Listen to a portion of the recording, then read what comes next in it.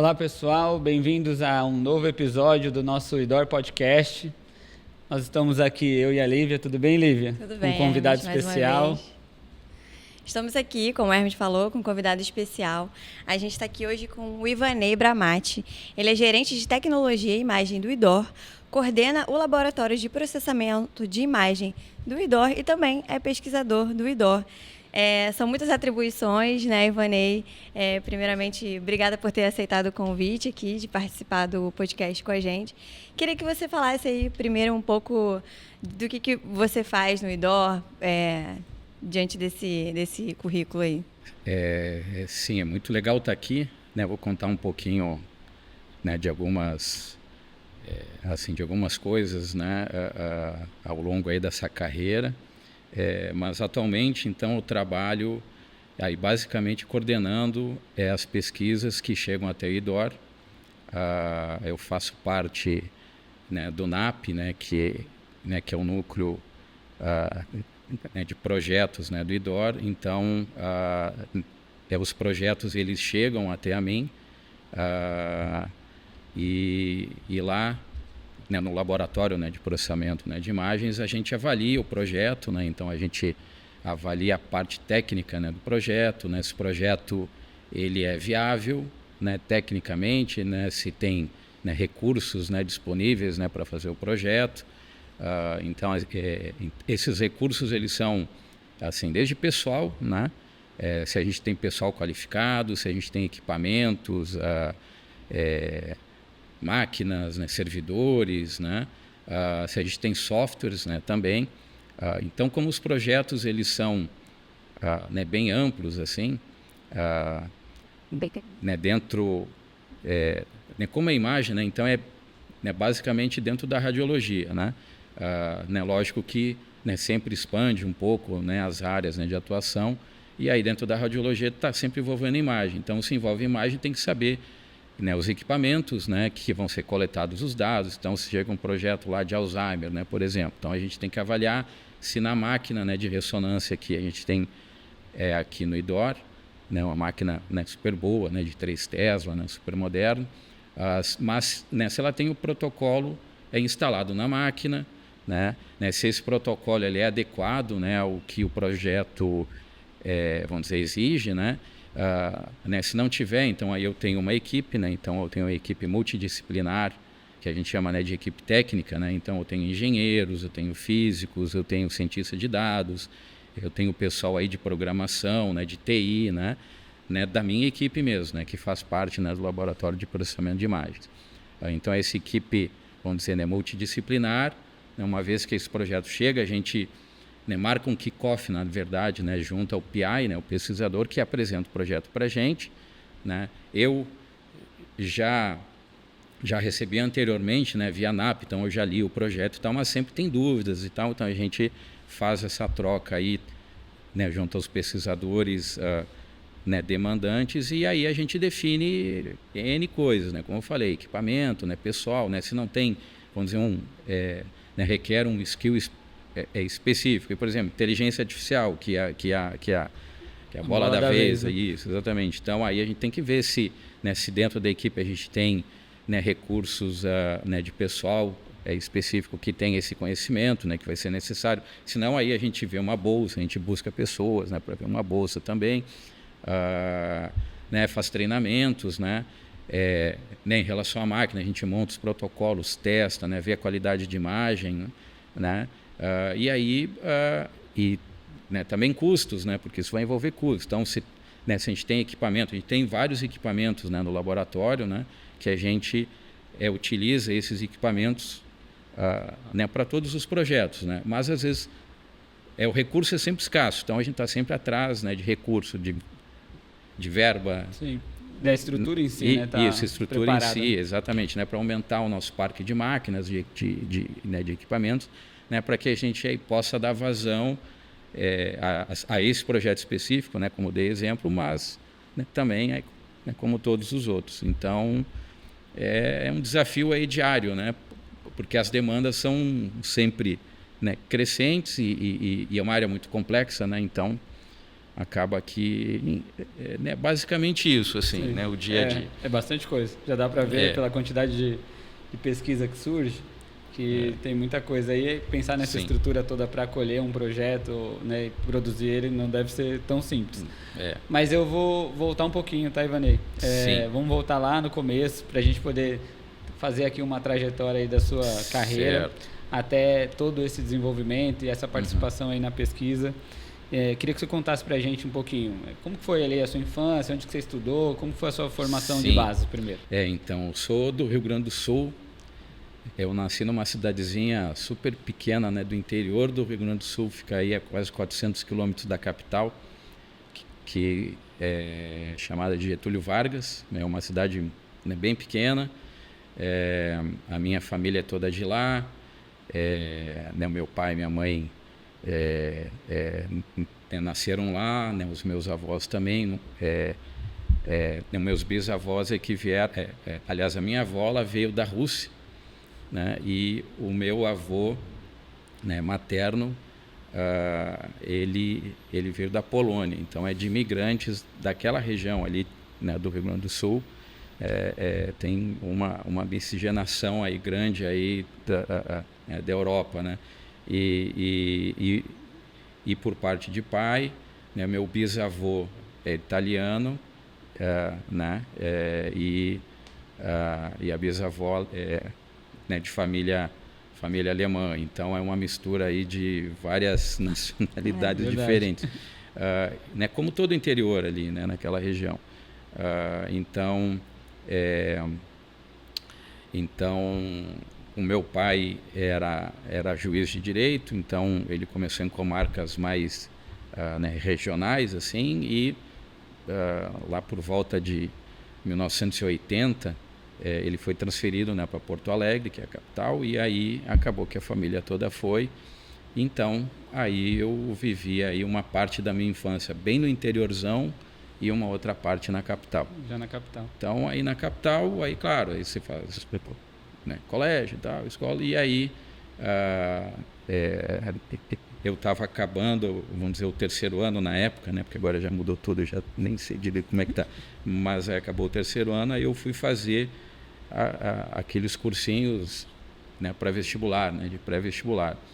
Eu estava meio assim, né, super em dúvida, eu tinha feito até para vamos dizer, administração e comércio exterior.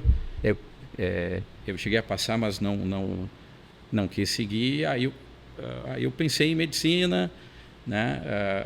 E aí eu estava fazendo o cursinho esse, né, pré-vestibular, e tinha um professor de física que era muito bom. Ele era aqueles showmans, assim, um cara, né, muito bom, e ele que falou do curso de física médica, tá? E como eu já gostava assim, de tecnologia, o meu pai ele era juiz, advogado, mas naquela época, lá nos final dos anos 80, ele já tinha um computador, então ele era super antenado, assim, para a época, assim, era já, né, bem moderno, um computador aqueles né, com tela verde e tal, e eu ajudava ele a montar o computador, ligar uma impressora lá, aquelas matriciais. Você já era curioso com isso, né? Então eu gostava da parte né, de tecnologia, jogava bastante Atari, né, os videogames da época, então eu gostava, né, de tecnologia, e aí esse curso de física médica foi o primeiro, né, do Brasil, né, um curso de graduação. Antes tinha só tipo mestrado, né, na área, né, que era mais em São Paulo, né, no Rio Grande do Sul não tinha nada disso. E aí eu acabei né, me interessando e fiz vestibular no meio do ano, né, porque eu tinha feito cursinho, né, para fazer medicina no fim do ano. Aí eu fiz no meio do ano e passei, né, que era na PUC lá do Rio Grande do Sul. Então, primeiro curso, novidade e tal. E eu né, vou experimentar, né, para ver o que acontece, né? E era aí, a primeira turma, Ivanei? Era a primeira turma do curso no Brasil, né? Nossa, foi em 92. É um curso recente, então, né? Foi em 1992 isso, né, que eu entrei. Então eu já vi pela idade aí, tem bastante tempo, né, na área. E aí acabou que ali dentro, né, gostei de cara já, porque né, você começa já a ter uma vivência ali, né, das disciplinas e tal. Então tinha muito cálculo, né, muita, né, né, matemática, né, essa parte básica, né, da física é horrível, né, porque pega as piores disciplinas, né, de todas as áreas técnicas, né, de engenharia, de física, né, de estatística, né, de TI também, ali, de programação, na verdade, era mais voltado à programação, algoritmos e tal, mas eu acabei gostando. E o que me prendeu no curso é que logo no primeiro semestre eles já tinham um esquema de fazer estágio. E estágio, né, no próprio hospital da faculdade, né, que é o Hospital São Lucas da PUC. Foi uma super escola. Então, já no meu primeiro, né, semestre da faculdade, eu já comecei, assim, né, bem devagar, acompanhar algumas coisas do hospital. Aí, no segundo semestre, daí eu já estava, vamos dizer, efetivado ali como né, bolsista, estagiário, né, vamos dizer, né, uma bolsa de estágio, né, de iniciação científica, na verdade. Aí eu fui trocando, né, de projeto ao longo do tempo. Então, eu comecei na radiologia mesmo, em raio-x. Aprendi ali toda a parte ali né, dos equipamentos, né, controle de qualidade e enfim, acompanhando a rotina, né, a física médica hoje ela está mais ligada à radiologia? Não, sempre teve ligada à radiologia. Ah, tá, né? Entendi. É a parte de raio-x, né, e os equipamentos aí de tomografia, de ressonância magnética, né, mas também tem outras áreas, né, radioterapia, né, medicina nuclear, inclusive, né, no final, né, já da minha, né, da graduação ali né, em física médica, eu fui para medicina nuclear. Então, acabei que eu saí ali da radiologia, da parte né, da radiologia em si, e eu fui para medicina nuclear. Então, aí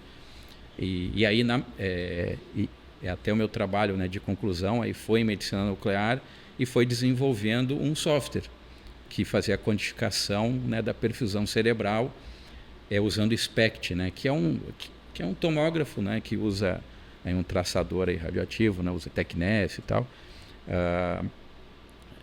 E eu fui agraciado aí com uma bolsa, né, porque, sim, uma coisa que eu não falei é que nessa época eu acabei indo, né, para o hospital, né, federal, né, da URGS, né, Hospital de Clínicas lá de Porto Alegre, né, convidado, né, para fazer parte, né, de uma pesquisa até com o chefe do serviço, né, de psiquiatria. Então aí começou a vir essa parte, né, da neurologia. Na verdade eu estava muito focado em parte, né, de equipamentos, né, mas acabou que essa bolsa era para juntou aí um pouco da neurologia na época, assim, um pé na neurociência ali, que era né, com pacientes que tinham esquizofrenia. Então eles estavam testando uma droga, né, olanzapina e tal. Então eles queriam fazer um controle, aliás, uma comparação, né, usando um grupo controle, né, placebo e um grupo, né, de pacientes que tomavam essa droga, né. E aí a dificuldade era você poder fazer a comparação via imagem, né, do cérebro, né, da quantificação ou da redução da perfusão cerebral regional, e saber, né, se a droga, vamos dizer, né, melhorava a perfusão ou não, né, a diferença entre esses dois grupos. E não tinha um software, né, na máquina, não tinha um software específico para isso.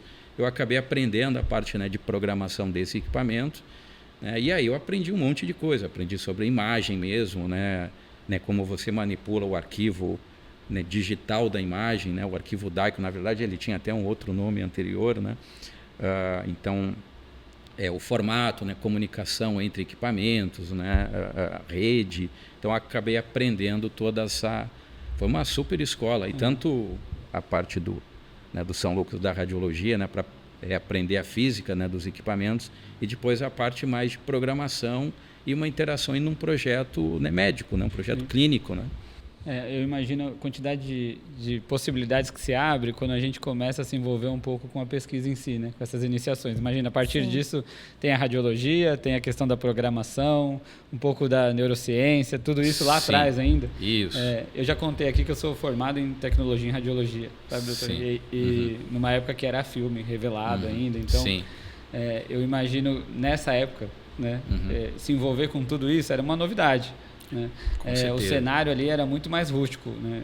E essa descoberta, acompanhar numa primeira turma, deve ter trazido talvez outras possibilidades ali, até para a busca no mercado de trabalho também, né? Sim, sim.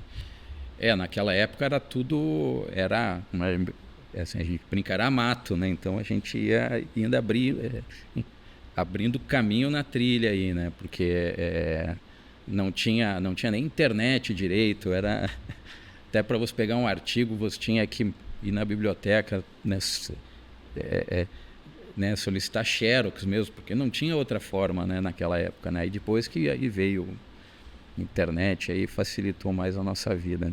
Eu tenho aqui uma dúvida como leiga mesmo. Eu não sou formada em nada da ciência da saúde, mas você é formado, né, em física médica. E aí eu queria entender como que o físico médico e o médico radiologista, como que eles trabalham juntos? Qual é o complemento de um com o outro dentro de uma pesquisa ou dentro de, não sei, um exame, alguma coisa? Certo, então. Isso é uma pergunta, né, que todo mundo me faz. Na verdade, até quando eu me formei, né, lá no Sul, eles colocavam essas faixas, né? E aí estava lá, né, formado, né, em física médica. As pessoas achavam que era educação física, né? Mas não, era física mesmo.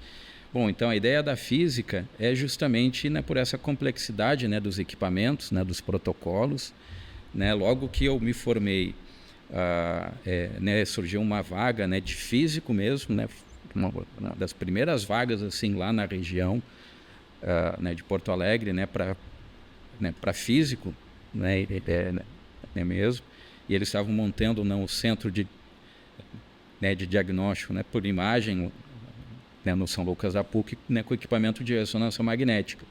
Então eu acabei que eu fui contratado, eu já trabalhava com outros equipamentos, né, tomografia, né, fiz vários estágios em outros locais também, e na ressonância eu não tive oportunidade. Mesmo assim eles me deram uma chance, né, de trabalho, né, para trabalhar na radiologia, né, direcionando, né, para a ressonância magnética, sem eu ter ainda o conhecimento. Então, mas por quê?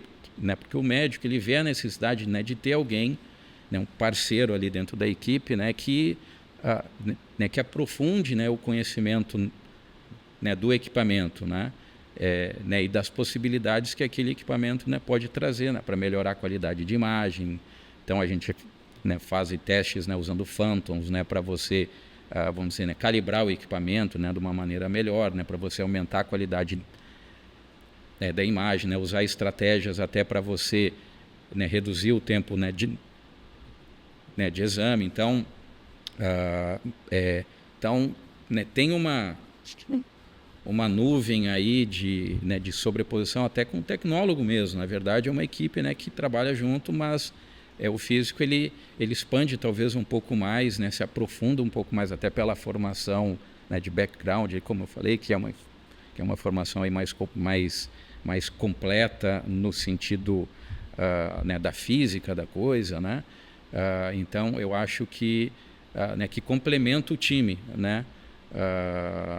Ajustando equipamento, ajudando a criar até novas, né, formas, ou até desenvolver, na verdade, né, novas aplicações, né? Essas aplicações que você diz você chegou a mencionar protocolo das máquinas? Isso, isso que você quer dizer? É isso, protocolo, mas assim, o protocolo, na verdade, é um conjunto, né, de sequências, né, de pulso em ressonância magnética, né, falando aqui especificamente. E aí cada sequência dessas gera um padrão, né, de imagem, né, com determinado contraste, né, uma determinada característica, né? Então você faz, na verdade, várias sequências. Então o exame é composto por várias sequências, né, diferentes, né, que vão complementando a informação daquele exame, né, para que o médico ele possa analisar né, cada uma dessas sequências, dessas imagens, né, que cada uma delas, né, pode trazer um aspecto, né, diferente daquela mesma patologia, né? Um tumor, por exemplo, tem, né, determinadas, né, características, né, numa imagem T1, né, que é um pouco diferente em T2, mas aí você pode usar aí uma técnica, né, de perfusão, né, que você injeta contraste, aí você vê a curva, né, de captação, né, de contraste, né, daquele tumor, né, para saber se ele é maligno ou não, né, se ele está em atividade, aí você regionalizar as áreas, né, de maior vamos dizer, né, captação, e aí com essas informações todas se monta o diagnóstico, né?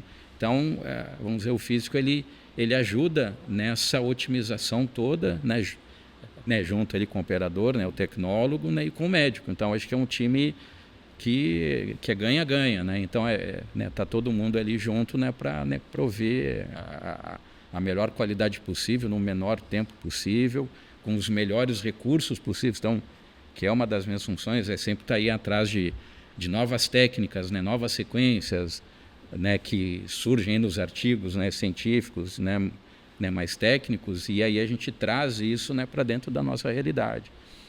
Então, eu fico imaginando, doutor, eu lembro que na faculdade, para mim, assim, a parte de física das radiações, proteção radiológica, sim. Foi a mais complexa. Tirando, lógico, como se forma uma imagem de ressonância, que é muito complexo. Eu lembro que física, você ficar na física, o senhor foi muito corajoso, viu? Eu vou falar que foi um hobby que, logo de cara, assim, o senhor enfrentar a primeira turma, não é fácil. Pois é. Ou meio maluco, né? Também pode ser. Também. Pode ser também. Bom, como que, de lá do sul, da PUC, como que o senhor vem para São Paulo? Então, é uma história interessante, até porque que o equipamento, né, de lá era, né, um equipamento, né, de um fabricante, né, super, né, conceituado.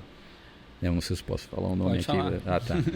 Enfim, né, que era o equipamento da Siemens, né, e era um equipamento, né, muito novo na época, e só tinha aí 4 equipamentos no Brasil inteiro, né? E aí a PUC, né, tinha comprado esse equipamento da Siemens e vinha junto, vamos dizer, um pacote, né, de treinamento, né?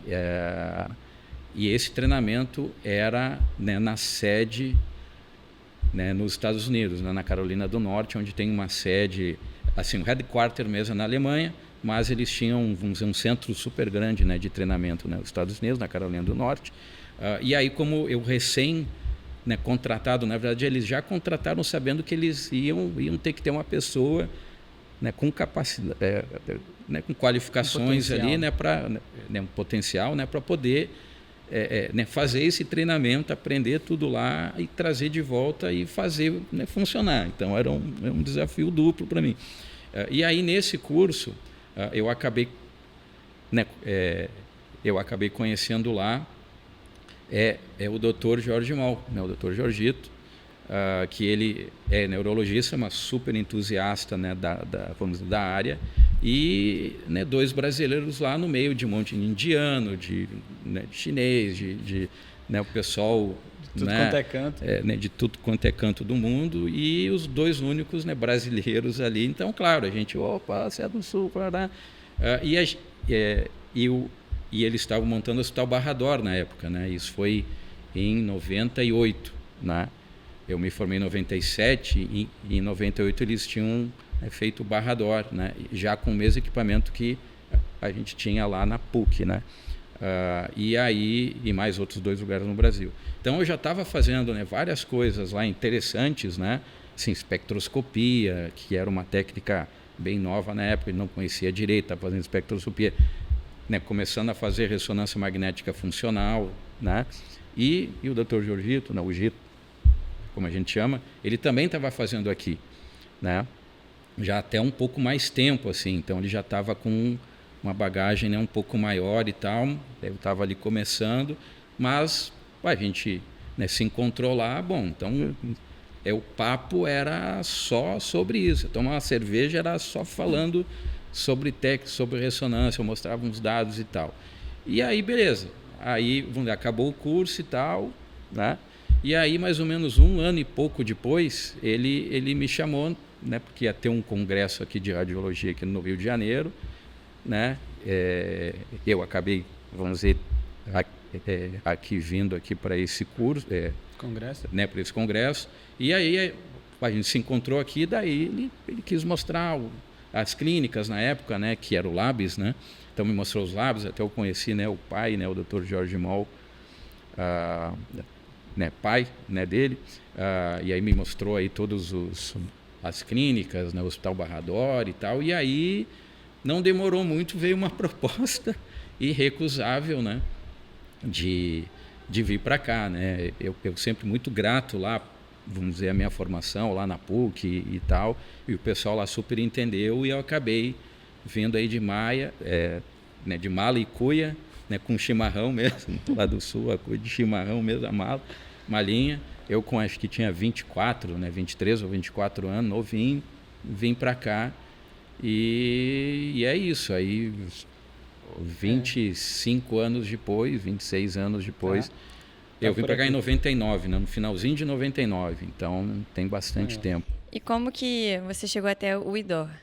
Você veio para a rede primeiro, né? Isso. Então, naquela época, não tinha rede DOR, né? Eram os hospitais /DOR, né? E aí, eu vim para cá, na verdade, o convite era para fazer pesquisa mesmo, né? Então, eu estava fazendo pesquisa lá com o Dr. Jorgito, mas os hospitais, né, também já naquela época, né, começaram a expandir, e como eu já tinha esse conhecimento lá da minha época da medicina nuclear, lá de rede, de imagem, né, de transferir imagem do ponto A, né, para o ponto B, de saber manipular essas coisas, acabou que né, tinha um outro médico aqui, chama Dr. Conrado, né, que também tem um cara, né, legal ali para vocês, né, conversarem com ele também, deve ter várias histórias, que ele estava né, começando a montar algumas coisas de rede e tal, mas não sabia muito bem como é que fazia, e aí o doutor, não, vê aí, né, junta aí, né, você e Ivanei, e pensa aí numa solução, né? E aí a gente montou, né, o primeiro sistema, né, de PACS, a gente chama, né, local, que a gente mesmo, né, desenvolveu com código, né, pegou uns códigos e tal, Quando aí já alterou, então a gente que desenvolveu isso em 2000, na verdade, 2000, 99, 2000, 2001, né? E aí nessa época estava sendo inaugurado o Quinta DOR, e aí, né, o Dr. Jorge Moll, o Dr. João Moll pai, né, fez uma proposta, né, para a gente inaugurar o hospital sendo 100% digital, né, porque naquela época, né, o /DOR era ainda analógico, usava processadoras, né, vamos dizer aquela revelação de filme, isso, revelação aí com os químicos e tal, né, um processo molhado, né, a gente lembro chamava de uma salinha vermelha que você entrava isso, lá, aquela lampadinha vermelha, filme, exatamente, todo esse cuidado aí e tal. Mas já naquela época estava vindo a parte de radiologia digital, né? Que era uma super novidade. E aí como estava inaugurando o hospital, aí vinha outro desafio. Não, vamos inaugurar o hospital 100% digital, sem nada molhado, sem ter negatoscópio, tudo no computador. E aí a gente montou um modelo aqui, até no casarão mesmo, né? Que a gente chama aqui o laboratório aqui que é o centro de imagem, né? Que naquela época um pouco diferente, mas ali né, foi o nosso laboratório, né, para testar sistemas e tal, essas programações todas. E aí dali que veio a base que a gente chamou aí, né, logicamente, mais colegas ali, né, Alexandre Roque, né, o Rodrigo Basílio, que são aí programadores, né, e né, com né, mestrado, né, doutorado. Então eles nos ajudaram aí montou um time, na verdade, né, para desenvolver, né, o PACS da rede DOR. O PACS é um sistema de compartilhamento de imagem, é isso? Isso, na verdade banco e sistema de... na verdade é tudo, assim. É um sistema, né, a gente chama de RIS, né, Radiological Information System. Então, é um software, né, que tem um banco de dados, né, que os equipamentos enviam as imagens, né, para esse servidor, né, que tem esse banco de dados, e aí as máquinas, né, de diagnóstico, que tem um software que também a gente tinha desenvolvido, né, no início a gente usou algum software, né, de mercado, mas depois a gente, né, fez o desenvolvimento, né, do nosso próprio software, né, com features e características que mais, né, se adequavam ao fluxo do nosso pessoal da radiologia, né? Então a gente otimizou, né, bastante isso.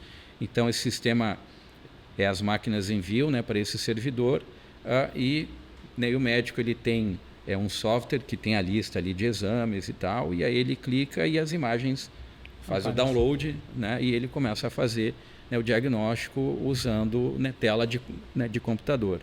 Né, foi muito difícil lá no início, né, porque tinha a resistência, né? Toda mudança tem resistência, né? Então, ali com os radiologistas mais sêniores e tal, eles não acreditavam que a qualidade... A fidelidade, talvez. Assim, né, pudesse ser a mesma. Então, aí a gente comprou monitores melhores, né, de melhor qualidade e tal, mas, né, tinha umas vantagens, né, de você, né, poder fazer zoom, você poder aproximar, você botar um filtro, você marcar, você fazer o brilho e contraste, rotacionar. Então, isso, pessoal, aqui no filme, ele está lá e aquilo ali deu, né? Ali na imagem digital você consegue manipular. Nossa, então teve um pouco ali de dificuldade, uma aceitação, mas depois... De uma maneira grosseira é meio pensar na fotografia como um todo. Né? Que tem o filme lá que você revelava, levava um mês para você pegar de volta, e hoje você tem lá... Mesma coisa. Né, a fotografia que você consegue pôr num Photoshop, fazer o que você bem entende, girar, acrescentar, tirar a imagem, destacar algo, mais ou menos isso. É incrível porque vocês basicamente mudaram todo o processo, vocês inovaram todo o processo dos hospitais. A partir do momento em que surgiu o Quintador, né? Então, em pleno anos 2000, isso foi um super desafio, na época sensacional. Foi um desafio muito grande, mas... Em 2000 eu estava fazendo o curso de tecnólogo, então estava começando, por isso que tinha filme ainda, ninguém sabia ainda muito disso. Doutor, e aí pensando já nessa evolução, né? Lá, desde o DOS do seu pai, na tela verde, essa construção... Como que está a perspectiva hoje, né, das imagens? O que tem de novo? Como que é isso? O quanto a gente já evoluiu do ponto de vista de processamento de imagem? Olha, assim, eu acompanhei ao longo desses anos, né, praticamente todas as evoluções, né? Eu acho que aquela evolução ali de você sair do filme analógico, né, para o digital, aquilo ali foi uma barreira, né, rompida, que, né, ditou aí os 20 anos, né, seguintes. Só que a gente está agora numa outra barreira, que você sabe o que é a inteligência artificial. É uma outra barreira que está sendo, né, passada, né? É um degrau muito alto, ou seja, aquele degrau, né, da radiologia digital ali foi bem alto, mas depois houveram evoluções, mas, né, talvez degraus mais gradativos, assim, talvez. Né, gradativos e tal, mas agora é um novo salto. É um novo salto. Então, a gente está vivendo hoje, a gente está, né, participando desse momento histórico aí, que, assim como foi, né, da internet também, né, naquela época, é um salto grande porque... a gente não consegue nem enxergar assim, a gente não consegue visualizar aonde vai, né? É uma área muito nova e que está se expandindo até assustadoramente, né, rápida, mas que não tem jeito. A inteligência artificial, ela vai estar absolutamente integrada né, no nosso dia a dia, né? Até dentro, né, dos equipamentos já tem vários recursos que melhoram a qualidade, né, da imagem durante a aquisição, né? Então, algoritmo, de ruído, essas coisas. Exatamente, a redução de ruído e tal, usando algoritmos, né, de inteligência artificial dentro da máquina em tempo real durante o exame, né? Então, e aí, lógico, aí depois, né, da imagem ali adquirida, então você né, pode usar N artifícios e algoritmos de inteligência artificial, né, para você ajudar o médico a chegar, vamos dizer, a um diagnóstico talvez mais rápido, até mais preciso. Então, na verdade, a inteligência artificial é uma ferramenta, né? Muita gente diz, acho que a doutora Rosana deve ter dito isso, talvez, que vai substituir o médico radiologista, mas não. São ferramentas. Aliás, eu não acredito nisso. Sei lá, a gente não sabe o futuro, mas eu não acredito nisso. Eu acho que ela vem como um conjunto, né, de ferramentas para agilizar, né, para melhorar, né, para dar um prognóstico melhor ao paciente, um tratamento melhor, né, algoritmos que conseguem detectar aí câncer e tal já antes de você já ter indícios muito, né, muito claros ali, um algoritmo aí treinado, ele conseguiria já dar um indicativo, olha, tem alguma coisa aqui, aí você vai acompanhando, olha, realmente... acho que ainda que ele seja preciso, a gente conversou um pouco com a doutora Rosana sobre isso, ainda que ele seja preciso, lógico que ele precisa ser treinado. Isso, e ainda que se for um bom muito, treinamento, né, aí ele pode ser preciso, senão não. Acho que o resultado disso é melhor performance, mas a responsabilidade do diagnóstico não vai sair do médico, com certeza. Né, sem dúvida. Não pode ser é uma responsabilidade compartilhada, né? Porque senão, se acontece algum problema, né, de quem é a responsabilidade? É do programador lá que fez, é do algoritmo, é do trainer da empresa, né, que vendeu ou que desenvolveu? Não, é do médico que tinha em mãos aquelas ferramentas, assim como ele tem várias outras, mas aquela ferramenta, tem ciência daquilo e ele usa ou não aquela informação, né? Ele pode usar até... Já não, ó, a minha experiência entrar em alguma contradição aí, por exemplo, mas a responsabilidade é sempre do radiologista, né? A gente está falando aqui, né, muitos aspectos técnicos dos processos, das pesquisas, de toda a inovação que você participou. Imagino que tenha participado de muitos projetos, né, de pesquisas do IDOR. E eu queria que você contasse, assim, se tem uma pesquisa assim, que te fascinou mais, que chamou mais atenção, que teve algum resultado assim, que te surpreendeu, que deve ter muita história para contar. Né? Assim, eu já participei de vários projetos, né? Tem alguns projetos que foram interessantes, né? Como o do membro fantasma, que são pacientes, né, que sofreram amputação, né, vamos dizer, do membro, né, inferior, e eles não tinham dor, né? Que a gente chama da dor fantasma, né? Então, e esses pacientes não tinham dor. Então, uma coisa interessante, mas como é que ele não tem essa dor fantasma, né? Então, aí a gente, vamos dizer, estudou usando técnicas, né, de ressonância magnética e de conectividade estrutural e funcional, né, para ver, né, como é que o cérebro ele se reorganizou, na verdade, que a gente chama, né, de neuroplasticidade. Então, eu acho que esse fenômeno, né, da neuroplasticidade é um fenômeno assim, absolutamente interessante, assim, porque ele se reorganiza mesmo, né? As conexões, ele faz conexões novas, né, para suprir uma área que antes ele tinha, né, que aqueles neurônios que respondiam, né, por exemplo, né, pelo pé, que não existe mais, eles ativavam ainda, e é o que gera a sensação fantasma, a dor fantasma.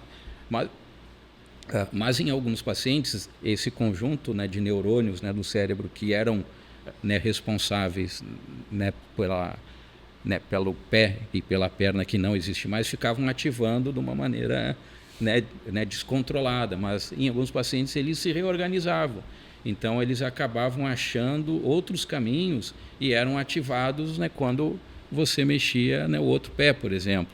Né, o pé remanescente, eles também eram ativados, ou seja, é um recrutamento de né, de um conjunto, né, de neurônios que se rearranjaram, né, devido a uma amputação traumática ali, né? Então isso é bem interessante. Enfim. Desculpa interromper, mas eu tenho muita curiosidade para saber como que vocês fizeram esse teste com essas pessoas para descobrir, né, isso.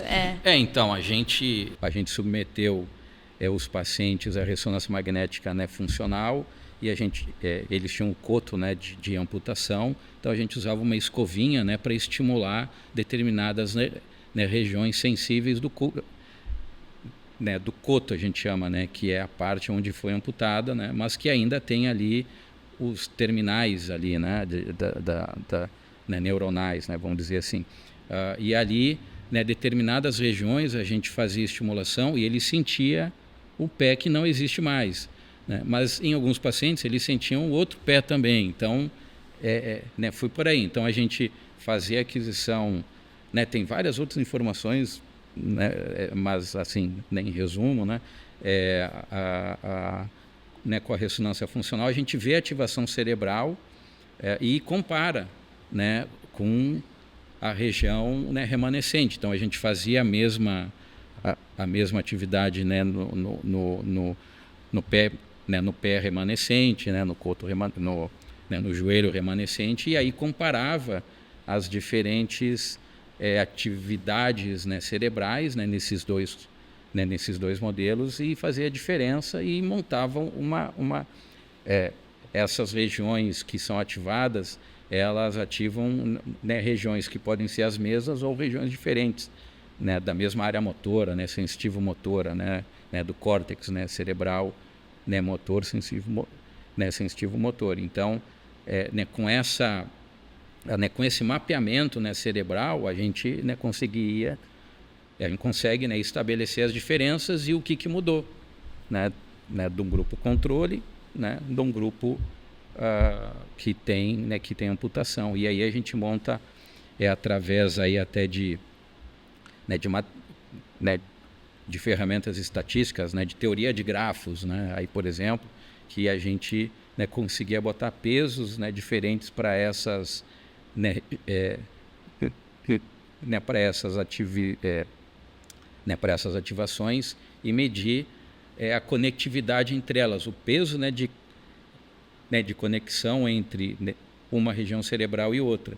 Esse peso é que alterava, então ficava uma força maior, né, de conexão ou uma força menor. Então aí a gente viu que tinha regiões que deveriam, né, que estavam respondendo ao pé amputado, que passaram a responder ao pé remanescente, por exemplo.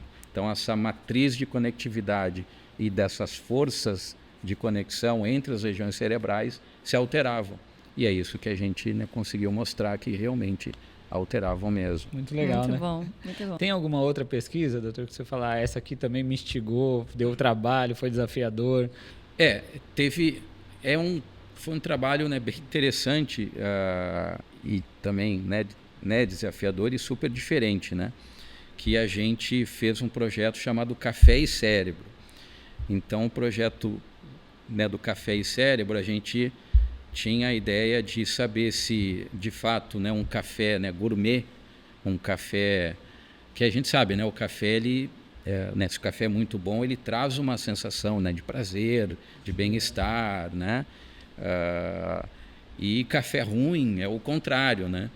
Dá uma sensação. Então a gente queria entender, né, se a gente, né, conseguiria né, ver a representação do córtex, né, cerebral, né, das ativações cerebrais, né, quando era exposto a um café, né, gourmet versus um café ruim, e ver se né, o que muda no cérebro, né? E aí que foi um desafio, né? Como é que a gente vai estimular a área, né, vamos dizer, olfativa, né? Não o paladar mesmo, né? Não que a pessoa tomou café lá dentro, mas o aroma, né, do café a gente entregava dentro da ressonância magnética, um paciente lá dentro. Então né, como é que a gente fez isso, né? Então a gente montou um sistema que tinha uns vials, né? São uns vidrinhos que a gente percolava o café no experimento. Então a gente montou um negócio com um monte de café. Então a gente fazia o café com vários tipos, né? Um café gourmet, um café, né, de pior qualidade. Até a gente botou um sabão, né, que é para né, para neutralizar, né? E a gente botou, né, vários tubos, né, super finos, né, de teflon, vários metros, né, de tubo. Montou um sistema que esse aroma chegava até dentro da ressonância, lá no nariz, uma máscarazinha com uns tubos entrando dentro. E a gente desenvolveu, a gente criou a ajuda aí né, o pessoal da eletrônica, né, um sistema de bombas, né, controladas, né, microprocessadas. Então a gente ligava, vamos dizer, um tubo, né, nessa bomba, e através de um software a gente, né, controlava, né, o puff de aroma. Então a gente percolava o café, esse aroma ele chegava até essa bomba e a gente mandava um puff, né, para dentro da máquina, e esse aroma chegava até o paciente. E aí o protocolo adquirindo imagem, né? Porque a ressonância funcional você tem que fazer, né, vários estímulos, né? Você faz um estímulo, vamos dizer, um estímulo A, que é, vamos dizer, é um aroma neutro, e o estímulo B, que é o aroma né, do café gourmet. Então a gente vai repetindo essas condições, que aí estatisticamente a gente consegue perceber diferenças entre um estado, né, cerebral né, neutro versus um estado cerebral onde ele foi exposto a um aroma de um café gourmet. Então, mas dava muita confusão, porque aquele negócio vazava, pingava café, o aroma, né? Então, assim, foi uma mas fiquei curioso para saber o resultado. Né? Isso que eu assim, o resultado a gente, né, conseguiu ver que, de fato, né, um café gourmet, ele ativa áreas de recompensa, por exemplo, né? Áreas né, de prazer, né, de recompensa, e o café não tão bom não ativava essas áreas. É interessante que foi uma experiência sensorial, né? Sensorial mesmo, né? Mas em tempo real, dentro da ressonância, lá naquele, né, dentro. Então a gente fazia isso né, sábado de noite, domingo, onde a clínica estava fechada, porque era uma confusão para montar aquele ambiente todo. Depois eu quero saber qual foi o café que vocês usaram. A gente testou vários cafés. Vários. Conta pra gente nos bastidores. Foi um projeto até né, da Embrapa junto, depois nos ajudou e tal, né, selecionar uns cafés, né? Então tem muito legal. Maneiro. Legal. Voltando um pouco para os nossos alunos, doutor, lógico que isso em si, e o podcast, a iniciativa é também estimular a pesquisa, né? Pensando no aluno de radiologia, por exemplo. Mas do ponto de vista do senhor, o que o senhor acha que a gente pode fazer para poder trazer mais essas possibilidades, né? A gente ainda acha que o aluno olha para o pesquisador como algo muito difícil de ser alcançado ou como uma realidade ainda distante. Como que a gente pode trazer isso para esses alunos? Assim, no meu caso, eu já desde do início da faculdade, né, fazendo os estágios ali, a gente começa a vivenciar, né, alguns problemas, né, do dia a dia, e a gente começa a pensar sobre eles. Né, como é que pode resolver? Né, como é que eu posso usar alguma estratégia, né, para ajudar no diagnóstico, para melhorar o diagnóstico? Ou assim, ou perguntas mesmo, né, o que é a diferença entre um cérebro de uma pessoa, né, que tem uma doença que nem Alzheimer, né, de uma pessoa, né, que não tem. Então, acho que essas perguntas, assim, elas são, né, muito né, legais, né, de serem feitas, né, no momento aí de estágio, né, porque aí isso começa a despertar curiosidade. Né? Então, acho que a curiosidade é que vai motivando, e você tendo um ambiente que você estimule isso, que você exponha, né? Na verdade, você tem que ser exposto a isso. Né? E esses hospitais escola e tal, eles né, no meu caso, né, eles foram muito instigadores, assim, de estar sempre, né, perguntando, né? Não aquela coisa mecânica, né, de fazer, não, você está sempre né, querendo entender, né? Então, eu acho que esse estímulo aí, né, pessoal mais novo, é de estar sempre expondo eles a atividades que levem a gerar alguma, né, sair de lá com a pulga atrás da orelha, né? Você vê que essa pulga atrás da orelha, ele vai voltar para casa, vai começar a pensar, deixa eu dar uma olhadinha na internet aqui, daqui a pouco já está pegando um artiguinho e já está voltando para ver uma nova palestra, e aí a coisa, né, funciona. Acho que é por aí, estar sempre incentivando. Então, essas nossas palestras aqui do IDOR, esses nossos cursos, isso é super bom, porque está expondo sempre, né, ainda mais com a qualidade, né, dos pesquisadores que a gente tem aqui, eles estão sempre trazendo assuntos cada vez mais novos, né, hot topics, assim, né, os tópicos mais, né, interessantes e que de fato estão trabalhando nisso na fronteira, né? E aí isso, né, desperta atenção. Acho que comigo lá no início, talvez eu nem imaginaria que, né, seria pesquisador. Eu gostava de tecnologia, né, de equipamento na área médica e tal, e aí ali mesmo eu fui descobrindo que tinha outras coisas mais interessantes. Mas a porta de entrada talvez foi a bolsa, acho que para o senhor participar. A gente vê, de certa forma, os pesquisadores, todos eles parecem ter essa pulguinha atrás da orelha, né? Vem com uma empolgação de querer descobrir o mundo. Sim. Então, acho que isso é um perfil que o aluno precisa querer, né? Querer estudar, querer ir atrás, querer matar essa curiosidade.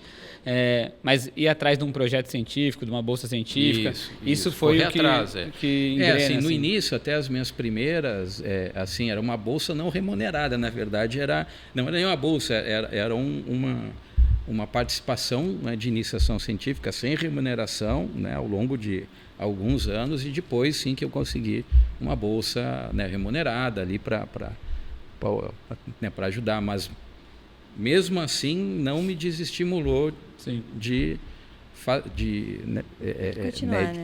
persistir, né, até agora eu vou conseguir uma bolsa. Aí quando eu consegui uma bolsa, aí a coisa... Acho que o combustível está na curiosidade quando a gente entre vocês aí. E não é estímulo também, né? Do próprio professor que está tocando o projeto. Isso tudo influencia muito, né? Sim, né? Com certeza. Mas agora eu queria falar um pouquinho... eu fiquei sabendo que você criou um software, né? E aí que esse software tem uma patente, né? Queria que você contasse um pouquinho mais como que você criou isso, qual foi o projeto que você participou. Na verdade, esse software já é bem antigo, né? Na verdade, ele é um software, né, de perfusão cerebral. Acho que muito, né, veio também daquela época lá da faculdade, né? É um software, né, de perfusão cerebral, de perfusão cerebral, né, BrainPerf, mas ele foi, né, desenvolvido em conjunto, né? Não é um mérito somente meu. Na verdade, assim, né, essa área aí da pesquisa e desenvolvimento, ela é multidisciplinar. Então, é um programador que é muito bom em programação, mas ele não entende nada da área da radiologia, não consegue contribuir. E uma pessoa que está dentro da radiologia, mas não é um programador, nem em essência, até pode saber, eu sei alguma coisa, ou até, né, bastante coisa em determinadas, né, situações, mas eu sinto muita necessidade de ter uma pessoa que tenha skills, né, de programação. Então, você tem que juntar essas pessoas, formar um time para daí sim gerar um produto, por exemplo. Então, esse de perfusão cerebral, que foi lá no início dos anos 2000, a gente chegou até a vender algumas licenças né, desse software, né, com apoio da Siemens na época. Então, que a própria Siemens, olha só, né, que a própria Siemens, que é o fabricante, eles não tinham um software naquela época de perfusão cerebral, né, como a gente fazia. E a gente fez o software, a gente encapsulou e vendeu algumas licenças, né, para alguns clientes da Siemens, por exemplo. Sim. Então, era interessante que a gente ia lá junto como, né, pesquisador, nerd e tal, meio, opa, compra aí o meu software. Pesquisador e vendedor. Então era... E naquela época era diferente. Hoje em dia tem as startups e tal. Então, eu acho que uma iniciativa dessas, hoje em dia, a coisa ela pode explodir. Inclusive, naquela época, que foi aí, acho que 2002, 2003, a gente já usava alguns mapas que usavam, né, redes neurais artificiais, né, para gerar uns mapas de perfusão cerebral, né, coloridos, usando um algoritmo de inteligência artificial lá nos 2000 e poucos, né? Então, hoje em dia, isso já... Enfim, aí, né, claro, aí a tecnologia foi aumentando, a vida foi né, tendo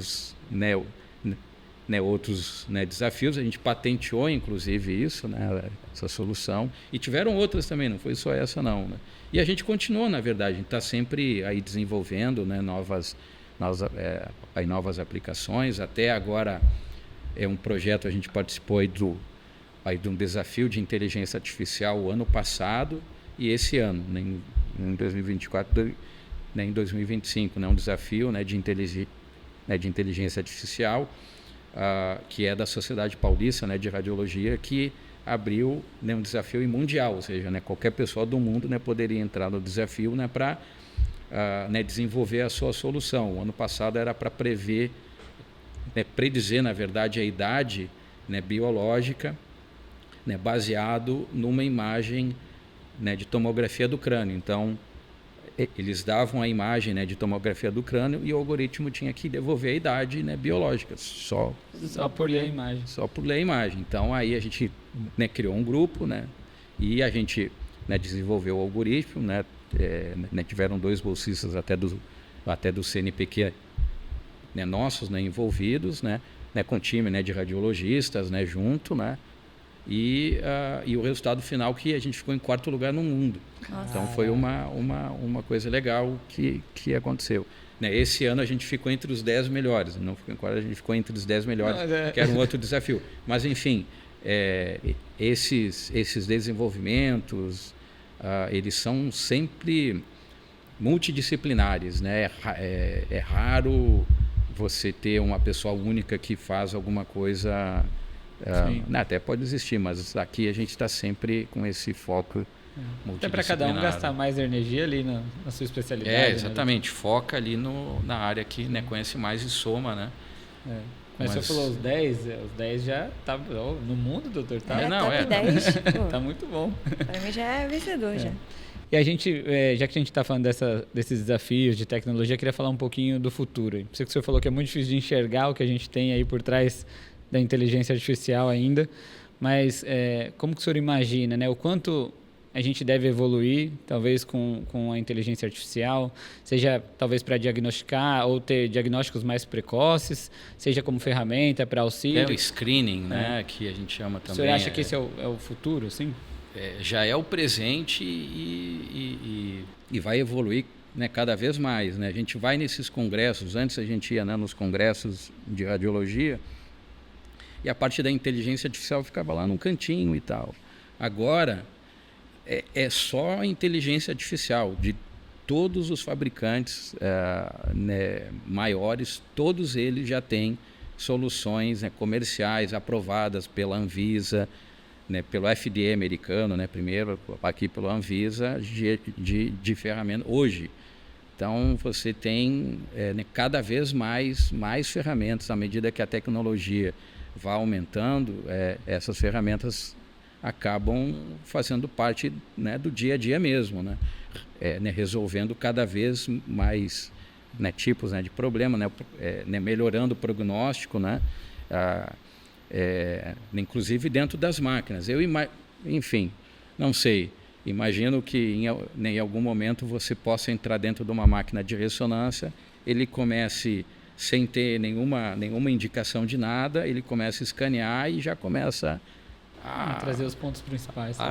Exatamente, a trazer uns highlights e tal, e aí o médico, tem um highlight interessante aqui, vou focar nisso, mas sabe, uma coisa bem mais super integrada, assim. Eu imagino algo assim, né? Que nem aqueles filmes, né? A pessoa entra, né, numa máquina e tal, ele já sai já com o diagnóstico, já tudo. Não sei se já sairia curada, né? Mas já sair com o diagnóstico é um avanço. Eu muito espero, maneiro. Vou deixar para fazer meus exames de rotina assim. Faz tudo num exame só. Num exame só, né? Doutor, e aí a gente, pensando um pouco na questão da evolução da imagem cerebral em si, né? Hoje a gente tem as questões de saúde mental, várias questões ali psicológicas também. A gente sabe que tem muito estudo voltado para isso e a radiologia, o senhor acha que evolui também para colaborar um pouco na questão do comportamento? A avaliação está sendo diferente hoje, já quando a gente fala de imagens neurológicas?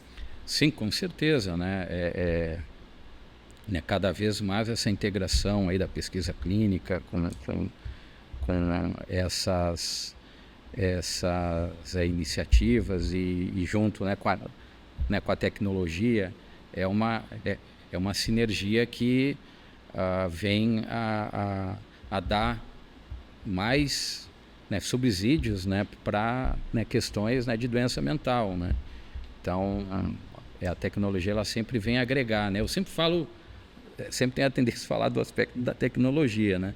Então, eu acho que sim, acho que sempre ela vai evoluir, vai acompanhar diversas necessidades, né, que a gente tem no nosso mundo moderno aí em relação a doenças mentais, a predição, né? Então, você integrando vários... o que eu quero dizer assim, a integração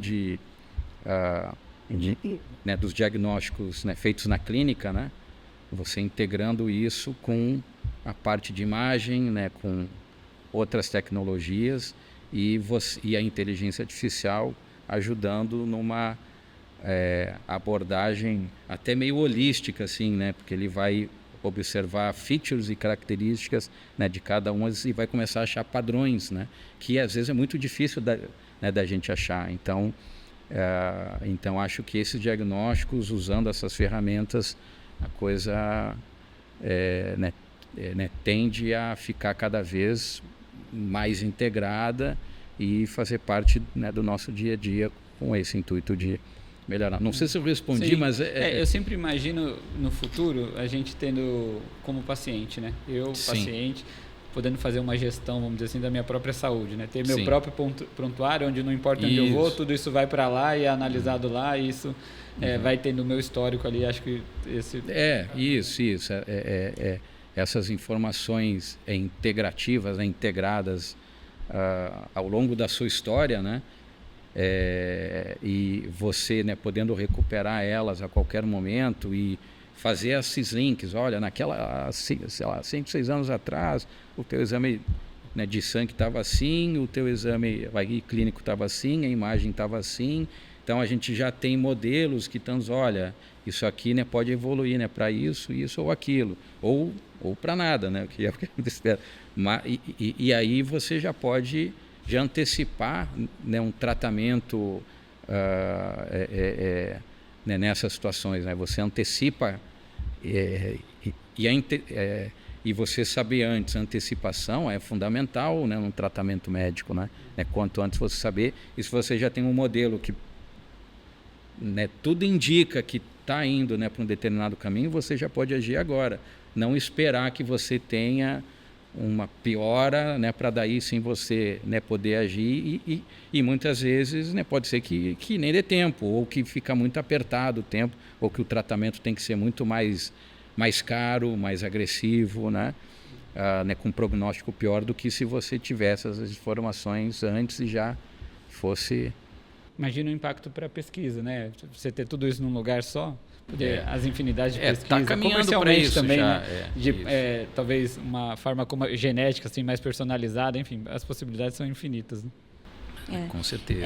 Você comentou, né, de que quanto antes a gente, né, souber a partir dos exames e tal, a gente pode ir tratando com antecedência e tal.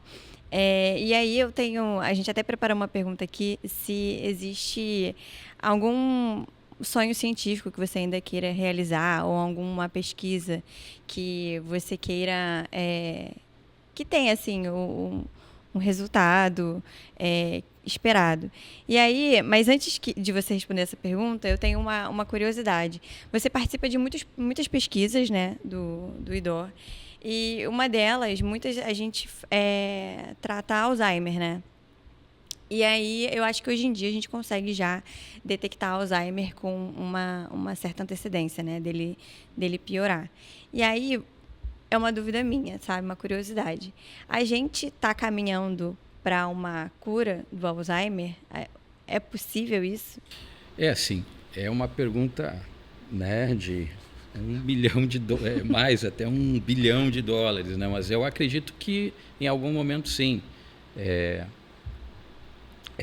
Né, tem agora né, formas, né, de você detectar até usando o PET, né, por exemplo, né, os beta-amiloides e tal, que são, vamos dizer, né, marcadores importantes, né, você quantificar isso, né, que antes isso não era possível. Então, se você já consegue, né, quantificar isso antes, você já começa a antecipar, né, o tratamento. Então a cura ela vem por aí, né? De você saber uma antecipação, você ter informações assim a priori, né? Para você, né, conseguir antecipar o tratamento, né? Pode ser que não seja uma cura total, mas você né, reduz a progressão, né? Estadiamento, você diminui a chance da evolução, né, no pior sentido. Então você estabiliza isso, né? Eu acho que isso sim. Eu não sei se vai ser a cura total e tal, mas a cura ela vai partir disso, né? De um bom diagnóstico, o mais precoce possível, né? Você ter modelos aí, né, de predição. Aí a inteligência artificial ajuda muito nisso, porque ela consegue né, correlacionar uma base quase infinita de dados, né? Né, para você, né, retirar informações que sem essa ferramenta fica muito mais complicado. Então, com esse ferramental todo, eu acho que sim, acho que o caminho, a tendência é essa, em algum momento ter, né, uma perspectiva. E agora, em relação ao sonho científico que você gostaria de realizar, qualquer um que você tenha curiosidade. Né, sonho científico, acho que não tem assim, agora, na minha cabeça específico, né? Eu acho que é manter, aumentar, né, cada vez mais aí a abrangência e a gente ter cada vez mais projetos, né? Porque todos são muito interessantes. Eu não tenho uma linha específica, né, de pesquisa, mas o meu sonho é que todas elas, né, se desenvolvam da melhor forma possível, né? Porque a gente também não atua só em neuro. Eu sou muito, né, da parte da neuro, mas tem toda a parte da cardio, de RM fetal, né, descobertas aí de novas doenças, né? Aí, como foi no caso da Zika, né, por exemplo. Então, acho que todas elas, né, trazem, né, uma satisfação, né, muito grande ali quando o paper é publicado, né, quando isso, né, de alguma forma repercute, né, positivamente na mídia. Isso dá uma sensação de pertencimento, né, cada vez maior. Acho que é continuar com isso, né? Enquanto a gente estiver por aí, acho que é isso, né? Então... E se eu pudesse voltar, então, para a gente, antes de finalizar, né, Liv, pensando de um ponto de vista mais imaginário agora, se eu pudesse voltar atrás lá para o Ivanei jovem, na graduação, daria alguma dica para ele, doutor? Talvez eu me perguntaria, né, por que eu fiz física, né? Mas que é muito difícil, mas eu acho que mesmo naquelas situações, né, assim, né, ruins, né, de dúvida, né, o que eu estou fazendo isso, por que eu estou fazendo isso? Eu falei, não, né, persiste, né, tenha persistência, ache um propósito que lá no futuro vai ser recompensado, e é o que está acontecendo, né? Então acho que é a persistência, né, porque a pesquisa, ainda mais no nosso país, ela não sobrevive se a pessoa não é persistente, né? A pessoa acaba, né, desistindo, se não, porque ela é muito desafiadora, ainda mais no nosso país, né? A gente sabe de todas as dificuldades. Ainda bem que a gente tem o IDOR, a gente tem a rede IDOR que né, fomenta isso e que dá, né, que dá todo esse suporte, né, para que isso seja realizado de uma maneira que você se sinta recompensado, né? Então, acho que eu ia falar, olha, naqueles momentos não desista. Talvez, acho que de alguma maneira eu estava não, eu vou fazer, não sei o quê, porque isso é muito difícil, não está certo. Não, aí acho que chegava lá, acho que eu mesmo devia. Vai lá, vai que vai compensar. Era um anjinho e o diabinho. Vai que aí o anjinho acho que se sobressaiu ali. Que bom, que bom. E se o diabinho se sobressaísse numa realidade alternativa? O que você seria se não fosse físico médico? Olha, eu não tenho ideia, né? Mas eu, sei lá, talvez eu seria músico. Músico? Não sei, acho que sim. Né, muito, né, porque que eu sou baterista, eu toco bateria e tal. Então, desde os 13, 14 anos, sou roqueiro, já desde aquela época. Tenho banda. Então, esse Faz é o jabá hobby? da sua banda. Faz o jabá da sua banda agora. Pois é, então, vou fazer a banda Tirano. É o seu hobby, doutor, hoje? O meu hobby. O senhor faz para poder se distrair um pouco. Isso. Então, eu sempre gostei aí de música. É só mais pesado, assim, né, de heavy metal e tal, mas é legal que né, como é o oposto, assim, né?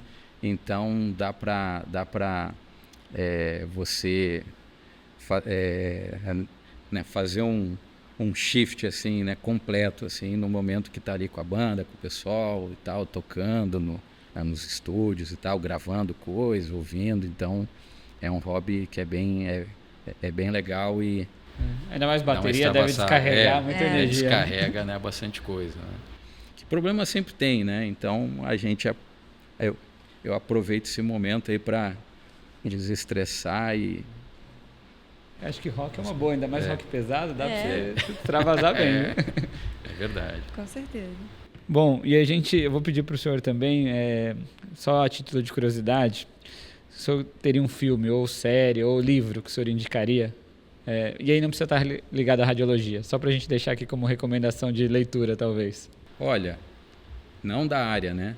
Qualquer, pode ser da área, pode ser fora, um que o senhor goste, fica à vontade. Olha, fazer um jabá aqui, vamos dizer, interno, né? Eu gosto né, bastante ali né, dos 100 bilhões de neurônios, né, do Roberto Lente, porque uma enciclopédia ali se você tiver qualquer dúvida ali, é só consultar o livro ali, que ele é super amplo, super completo, né? Tem vários outros livros, né? Eu gosto também aí bastante, né, de ficção científica, então eu gosto aí de livros, né, do Philip Dick, né, que é a base aí né, do Blade Runner, né? Isso foi até o Gito, né, o Dr. Giorgito, que me deu uma dica lá atrás e tal, aí eu comecei a ficar bem aficionado. Então tem vários livros aí do Philip Dick, né, e enfim, também aí livros que envolvam aí tipo astronautas, tipo o Eric von Däniken, eram os deuses dos astronautas, que o meu pai lia na época também. Então são livros assim mais de uma ficção, mas que será que tem alguma coisa de realidade ali? Uma ficção, né? Então, que põe uma pulga atrás da orelha, talvez. Então acho que é isso que aí normalmente aí eu leio e tal, né? E algumas histórias aí de horror cósmico também, eu acho que é interessante aí, né? Enfim. Legal. Adorei a conversa de hoje. Chegamos ao final aqui do episódio. Ivanei, muito obrigada por ter aceitado o convite. Foi bem legal hoje. Vocês aí. Muito obrigado, viu, Ivanei? Foi inspirador para a gente também. Foi ótima a conversa, né? Obrigado pela disponibilidade aí. Eu vou deixar o recado aqui pro pessoal, nosso final do episódio de hoje. Se alguém tiver alguma dúvida, né, Ivanei? Quiser perguntar, tiver curiosidade sobre a área, a gente tem os nossos tecnólogos aqui também. Então, qualquer coisa, a gente pode esbarrar com o Ivanei aí no corredor e perguntar para ele e tirar dúvidas, certo? Beleza, então. Muito obrigado, pessoal.